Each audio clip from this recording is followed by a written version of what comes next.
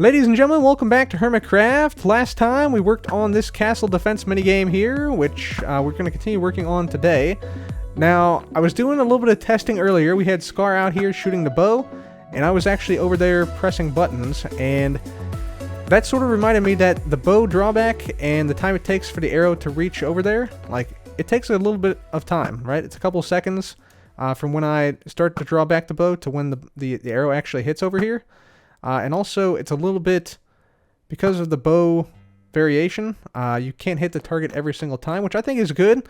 I'm not sure we want this much variation now. See, I'm missing like once or twice. I think if you get it right on the target, it should hit the target almost every time. So I'm thinking what I'm going to do to combat this, I think I'm going to go ahead and move this in just a few blocks.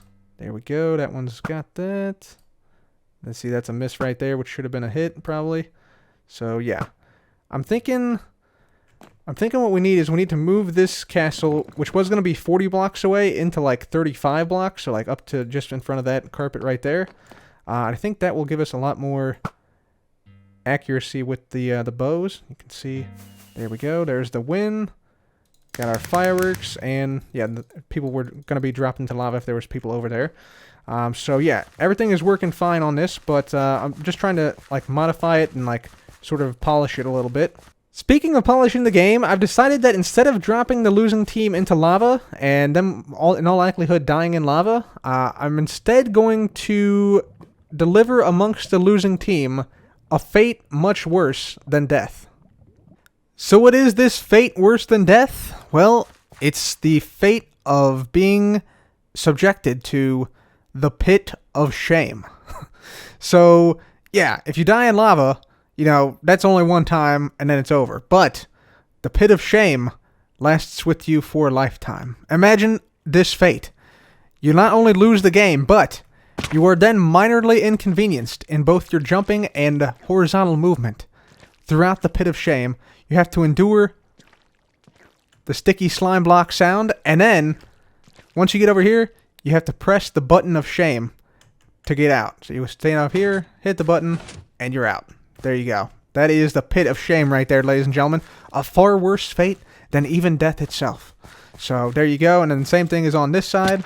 If you fall in, got the honey blocks, and then we have ourselves the slime block on this side. So there you go. That is it. The button and the pit of shame. So yeah, that is replacing our lava pool down there. So yeah, that is that. And yeah, with that, I also want to say a big thank you to all you viewers who left comments about what the next castle could be made out of, the second castle could be made out of. And I've decided upon going with nether bricks and blackstone polished bricks. So that's what we're going to make this castle out of, which I think is the next step here. Honestly, I think we have everything done on this castle. All the redstone's working. I do want to add in some more stuff back here, like some beds and stuff, because I think this will be like where we have players start the game, basically, and like where we have them set their spawn, just in case they die to like arrow fire during the game. They can just step out of here and then come up this way and get right into the game like so. So that should work out pretty nicely. So yeah, let's go ahead and start to build this second castle here. I think I'm actually going to move it, like I said, in a few blocks. So move it like 5 blocks in or so, just so it gives players a little bit of an easier shot at the targets, but still should be somewhat of a challenge. So let's go ahead and start on this castle right now. Ladies and gentlemen, welcome back. We are currently in the middle of a thunderstorm right now, and we're going to try to get another creeper head right now. At least, hopefully we will, if these mobs cooperate. Oh, that's not what we want. That's not what we want at all. Let's, oh man. Alright guys, let's see if we can do this here. Think we got it? Think we got it? Maybe? No? Oh, we got a zombie head? What the heck happened there? I thought for sure we had the creeper head. Apparently a zombie wandered in last minute and stole the creeper head from us, which is kind of bogus, but you know what? We can just try another one. If we can hit this guy with the trident. There we go. We'll try another one. These zombies and these mobs are being super annoying right now, including the other ones, the other guys. Alright, let's give this a shot here. Think we got it? Think we got it? Oh yeah, we got it. I see it down there. Zombie, let me have this guy. Yes, we got it. Let's get out. Let's get out before something comes and kills us. Alright, so we got a creeper head. We got a zombie head from this thunderstorm. I'm pretty happy with that. Time to go, though. Time to go. Alright, ladies and gents, just to show you here, we got this second castle now going up. And yeah, the functionality is the same as the first castle. So anytime you shoot a target, this light comes on, and that target retracts, and then, yeah, we shoot the next one, that light comes on, target retracts, and this one as well. And then once we get this done, I've already shot all the other targets, so the whole thing activates the winning condition. There's our fireworks, and everything then resets. And yeah, you saw I also extended the duration that the thing here, the ledge here retracts on, so that stays retracted for like 2 or 3 seconds after yeah, this team loses, so that gives ample time for the person to fall. I'll make the same adjustment on this one because right now it's like, yeah, sometimes you can like jump and avoid falling. So yeah, we're gonna make the same adjustment over there with the redstone. And of course, just to demonstrate here, I'll show you that the middle target, if you hit it with an arrow, that does the exact same thing as the middle target over here, shoots down some fireworks upon your opponents. So yeah, that works exactly the same as well. And yeah, I think besides doing the castle, I think we're pretty much done. So let's go ahead and make the castle now. We're going to put, like I said, the nether bricks up the sides and across this bottom part here, as you've seen. And we'll probably also mix in some cracked nether bricks, I think would be cool, as well as some cracked polished blackstone bricks into this wall as well. And then, of course, make it look like a castle, very similar to this one. In fact, exactly the same as this one right here. So yeah, let's go ahead and get on that, and I'll be right back. Ladies and gentlemen, welcome back. We have the second castle nearly completed now, and it's basically exactly the same design as the first castle, or at least as close as I could get it. So yeah, let's just go around and take a look. So obviously we went with the polished blackstone bricks here. We went with the nether bricks for the secondary color up the sides, similar to the polished basalt here. How it goes across the bottom and across the side bits right there. So we did try to vary it up a little bit, though. We put down some chiseled nether bricks on the bottom here. So that's the one with the wither face, as you can see right there. So yeah, that's that. And I'm also going to add in a little bit of block variation. So I'm going to add in some of the cracked nether bricks that are new in 1.16. Unfortunately, these do not naturally generate anywhere. Like I thought it would make a lot of sense for them to generate in the fortresses, but they decided not to add that for whatever reason. But I think just adding this around the area, just in small quantities, I think would be really, really cool. So we're going to do that. Go through and break a few blocks here. Put a few cracked stone, or cracked nether brick variants in here. So something like this, maybe. Maybe there's a sort of a deep crack right here, perhaps. Like so. Pretty nice, pretty nice.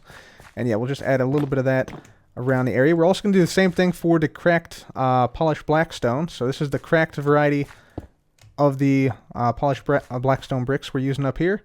So this should add just a little bit of variety as well to this top bit right there. You can just barely notice it, but I think adding a few of these around here would also add a little bit of texture. Here's what the back side looks like right now, by the way.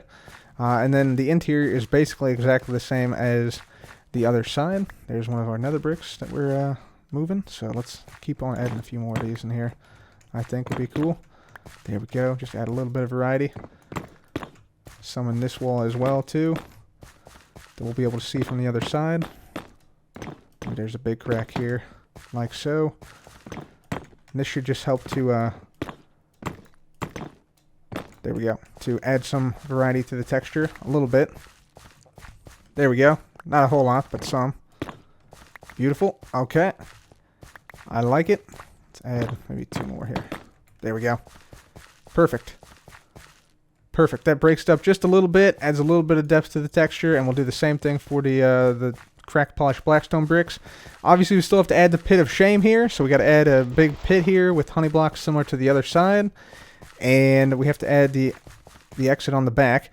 For these areas down here, I'm thinking I'm going to add a like an area where players can actually sleep, set their spawn. I think this will be the area where each team sets their spawn, like in this back area here.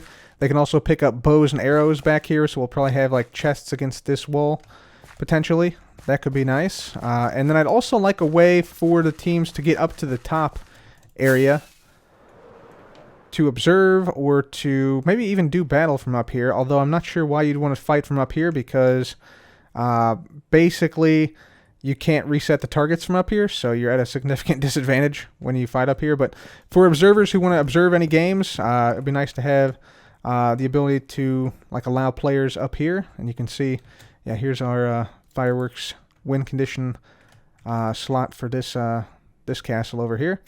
And then, yeah, obviously second layer over here as well. So, yeah, giving players the option to come up here without flying would be nice. So we're going to try and do that. I'm thinking maybe like on this far portion here, like maybe in this corner, we could have players come up from the bottom somehow. So that's going to be another goal for us to do. And then obviously we need to start to think about what to do in the middle here.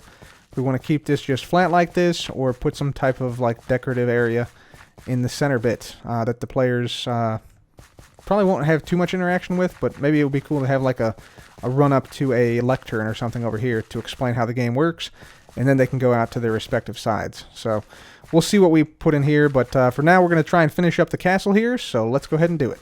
Alright, ladies and gentlemen, so we've gotten a lot done now. We added in the block variations. As you can see, we got the whole pit of shame on this side complete here as well. Complete with cracked nether bricks as well as regular nether bricks. And yeah, it works exactly the same as it does on the other side. Also, we got this area now completed. So this is the area where the sides are going to sort of, I guess, set their spawn. So you click a bed to set your spawn, of course. We'll have like arrows and bows over here. We got some ender chests here, some chains separating different things, so players can like have their own little like area to store stuff in. So I thought that was pretty nice. We got some anvils here, sort of guiding the way in. Got some nice paintings here as decoration, and yeah, I think this area is looking nice. See, this is the hole of shame down there, right there where we pop up at. By the way, I have decided that players will be able to go to the castle roof, which is all the way up, and do not enter the redstone, please. So check this out. So up here, this is a way you can access the castle roof. Oh yeah, I wanted to show you this too. So you can't actually get into this without actually knowing how to get into it. So this is actually the way to the redstone now. So you have to actually shift to get in there, and then you have to flick this lever, and then it notifies you with the sound not to enter. You're stopped moving forward by this trapdoor, and then you have to open the trapdoor to get in. So if somebody comes into this redstone, they messed up. They messed up big time, period. So, yeah, it's quite difficult to actually make it into the redstone. You actually do have to know a significant amount to actually get in. But you can go up this ladder all the way to the top. And, yeah, this takes you to the very top segment. And, yeah, up here you can, yeah, fire down upon the targets. But, again, it's much more difficult to hit the buttons. In fact, it's impossible to hit the buttons from here. So, yeah, that is a risk you take. I guess you could drop down from here. That is one option. You could start up there, then drop down and hit a couple buttons. So, yeah, that is an option that is now available to players. I'll show you the other side as well. Got that done, too. So this one we went with the gray concrete color scheme with the gray carpets, gray beds. Again, we have the chains that are sort of separating the beds here. We got the paintings. And, of course, we got the separate areas for players to store their things. So I really dig this area. It's looking really cool. And then this castle roof over here is the same deal. So this one, you come up here. You got a shift to get in. That takes you to the redstone. And then if you keep going up, this takes you to the top of the roof. And this one, you come out on the opposite side. So you basically, the back left corner of each castle is where you come out. So yeah, this one's here, and then, yeah, obviously you can come up here and do whatever up here. I also replaced these spruce trapdoors that were here with jungle, so now it fits much better than it did before, so that works pretty nicely. So, yeah, I'm digging it. Now the only thing we need is basically the stuff to start the game.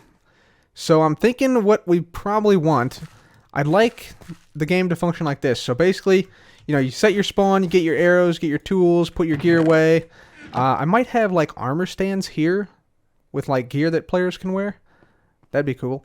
But yeah, we'll see. But I'd like players to, once they get all their stuff, all their bows and arrows and things, come up here. I'd like them to shoot a target somewhere over here.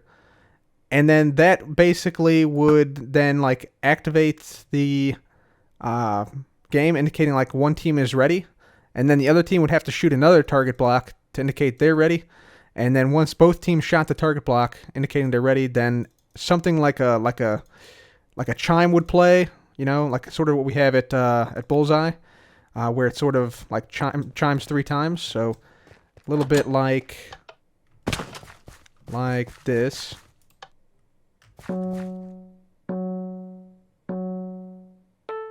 Something like that to start the game. Just turn this back off. Something like that, and then maybe, I don't know, maybe like there could be beacons here that would then shut off. Like maybe there's like a force field of beacons here, and those would all shut off once the game started. All right, guys, I think I've decided what I'm gonna do here. I think I'm gonna go with the beacon idea because that visually does block the area. You can see if the beacon beams do block the area a little bit, but I think we need them closer than this. Like 2 blocks apart I think is too far. I think we're gonna need them at least 1 block, at most I should say 1 block apart. Yeah, that's a lot better, and ideally we'd have them like right next to each other, but I don't know if we can get enough beacons for that, because we're gonna need at least 20 or 30 beacons for this minimum. Yeah, if we could get them right next to each other, that would be ideal. So, yeah, maybe we'll do every other block on it. I think that would probably be the best. Like, the best sort of like middle ground between visually blocking the other side and also still like showcasing that, you know, the game's not started yet. So we'll do something like that. I'm thinking what we'll go for in terms of like the area here. I think we're going to go for a fallen forest theme here. So I think we're gonna go with like a like down trees, tree stumps, and maybe some like ruins of buildings that have like become destroyed due to the fighting, right? So it's gonna be like the battle of the fallen forest or something like that between these two sides. It's sort of the lore I'm going for. So that's the goal here, and I think maybe for the beacons, to hide the beacon beam, I think we'll probably have like walls. And then maybe like fence gates across, like double fence gates across to connect up the walls. I think that could be pretty cool.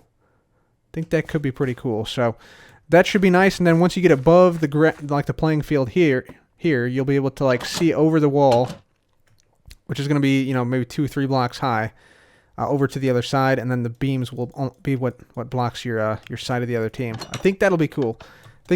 So that's the plan, Fallen Forest theme, and beacons down the middle. So we actually have to go out to the shopping district right now and buy more beacon beams, because I believe I'm out of beacons. Totally. I'm pretty sure. Let me just check my valuables box here real quickly. Just to double check. And yes, confirmed, we are out of beacons. Okay, let's head over to the shopping district. Let's go ahead and go on down here. See what Impulse has at the lamp shop.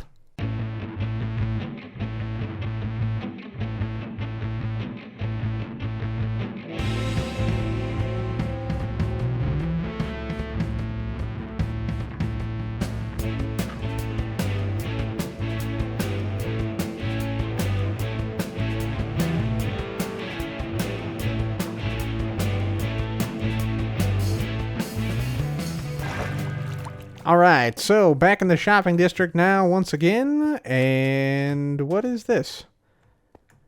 Road access pass required to connect to the road network. Road access pass can be obtained in the town hall. Okay. Yeah, so apparently, here's our quartz shop. I assume this is it, although it's not really technically the quartz shop, so yeah, whatever, it doesn't matter. Place 1 diamond block here for the road access pass. We have to pay 1 diamond block to get this this quartz shop, this road access pass purchased. So We can do that, although I don't have an ender chest on me at the moment. I left it over at the base. So we're going to go over here instead for the moment, and looks like we are laying out more roads, I believe. So more people will have to purchase road access passes. So yeah, let's see. Let's go in here, see what we got. 1 diamond block each for the beacons. Yes, okay. I'll take your entire stock. That is 18, that is 20 beacons. So let's grab the diamonds. Is it 1 diamond block each? Oh man, this is going to be expensive. So 20 diamond blocks. Okay. All right, there we go. 20 diamond blocks for all those 20 beacons. Okay. Well, this better be worth it. Probably is not worth it, but hopefully hopefully it pays off in the end. Although it's definitely not going to. I already know. So anyways, there is that. And yeah, we'll come back and purchase the road access pass, I think, at a later time. But we got our 20 beacons, so let's head back to the pyramid. By the way, ladies and gentlemen, that now puts us at 2,388 diamonds in total investment for the pyramid this season. So this pyramid, getting expensive. Getting expensive. Ladies and gentlemen, welcome back. We're currently building up the redstone for the beacon mechanism at the castle defense minigame. And so we're placing down some colored glass here.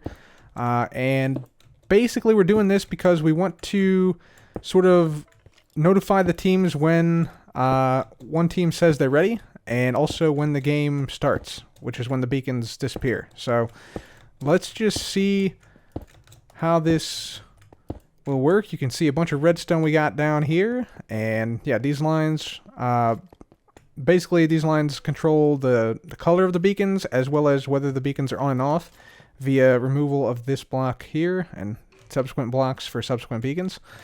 So that's that. We have a little chime here as well, and then up here we have the logic for this thing. So the idea is that, you know, you're going to be up here, so you'll set your spawn inside the game. Going to climb up here, or up to the roof, I guess, as well. And then we're going to shoot the target. So we're actually the red team. That's what this this side is. So this is red team here. So if I shoot the target, bada boom, beacon should come on. Yeah, red team ready, baby. Let's go. That's sweet. All right, so red team is ready. Yeah, they will remain ready indefinitely until the gray team shoots their target. So I'm just going to simulate that, but basically you'd have the other team shoot the other target. Hopefully I can hit this. Yep, there we go. Turns a combination of red and gray, and then the beacons, boom, go away, and now you're ready to play. Perfect. Perfect. So yeah, that's basically how it works. So whenever the beacons go away like that, the beacons sort of combine in colors and then disappear, then you're ready to go, essentially. So that should work pretty nicely, I think. So yeah, I think the chime needed a little bit of work. It was a little bit off timing, but you get the basic idea of it, I think. Let me quickly get these back if I can, because I don't have too many of these, honestly. So let's just come on up there. There we go. Okay, so yeah, the core concept of this thing is working. And then, of course, if the gray team were to have shot first here, like let's say gray team shoots first, the beacons become gray first, as you can see. And then when red team says they're also ready, they become gray and red again. And yeah, then the beacons go off, and then it's game on. Shooting the targets, shooting each other, and trying to win this game. So that's pretty cool. And of course, the game does reset. You also will notice that the light comes on whenever you start the game. Or whenever one team indicates they're ready, their lamp comes on. So yeah, pretty nice little system here. Pretty straightforward system as well. Not too much redstone to it. Was able to fit it in this smaller space, so that's great. So yeah, there's just a couple AND gates and OR gates back here, so nothing too complex. But yeah, that's the mechanics of how the game will start completed now. So now all that's left is decoration and making this area look good. Ladies and gentlemen, welcome to Castle Defense. We've got the entire game complete now, and it is looking quite simply amazing. Check it out. So, this is what I did with the landscaping. As I said, I was going to go with a fallen forest, and I think we've been pretty successful in this fallen forest creation. let's say. So we have a bunch of acacia logs, which are supposed to be like burnt logs, basically. We got some dead bushes everywhere. We got some sand. We got some like scuffed terrain in the form of the coarse dirt. We got some regular dirt mixed in here. We got some lava obviously here that is a little bit dangerous, but yeah, the idea is that this area has become so degraded from all the fighting and all of the the back and forth between these two castles that the rivers have turned to lava. There's smoke everywhere. There's fire. I don't want to actually put fire because there's too many fire particles and stuff, but I have some campfires underneath the lava in certain spots, providing some billowing smoke to give it a little sense of atmosphere and ambiance. So I think it's looking really nice. We got gravel down here as well, stone. There's some stoned out areas that are like hollowed out. So that's pretty cool. More lava that's smoking. We got some ferns in here as well. More stone areas. Some trees like are just basically stumps that have some small plants growing on them. Some are larger stumps that, just basically got burnt down and burnt out as they stood. So, yeah, that's pretty cool. And, yeah, this whole area should be spawn-proof. I tried to go through and meticulously check each and every block, so I think the whole thing should be safe. You can see we even did a little bit back here as well, and the same on the opposite side over here. And also, the beacons go straight through the lava, so check this out. Check this out. This is awesome. Watch this. Watch this. All right, so if we want to start the game, we get up here. Let me just show you. You get the full experience. We'll get up here. This is going to be so much fun. Okay, so you're on the platform here. You want to start the game, and all you have to do is simply shoot the target block right there, and that should signify your team is ready, which is the red team, which is what we're at over here.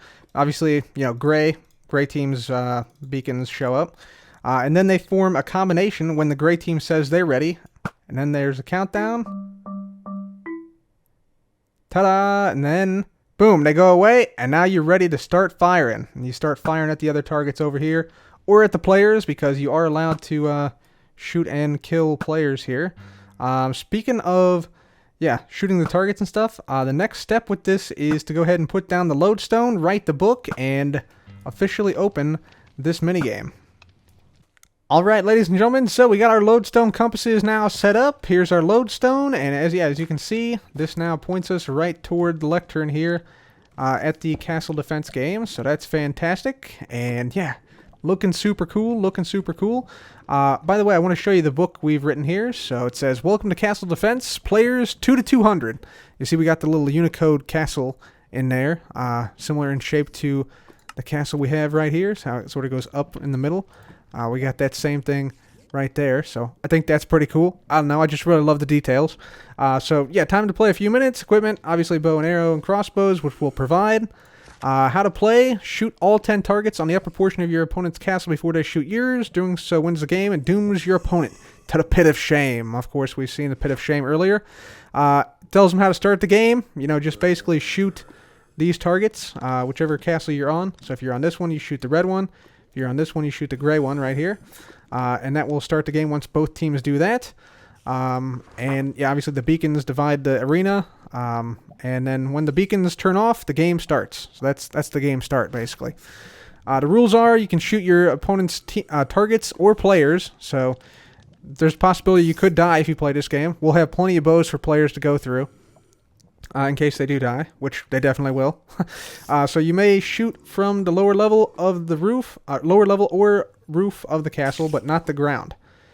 Use ladders to access, in the castle to access the roof. And then set your spawn before starting. Don't break blocks or take items. Have fun. And then there's some tips about how you can hit the buttons to reset the targets which have already been hit. So you can press those buttons to reset the target if it's already been hit and it's already lit up. Of course, we already know that. The middle target is the offensive weapon, so it can shoot fireworks down on your opponents. And likewise, the button underneath of the dispenser disables the fireworks. So that button disables that dispenser, which shoots fireworks if you hit that target. So that is an offensive weapon there. And any other questions or feedback, just have the hermits talk to me, and have a great day. So that is the Castle Defense book and game. want to get a bird's eye view of this. Come up here. How's it look? Oh, baby.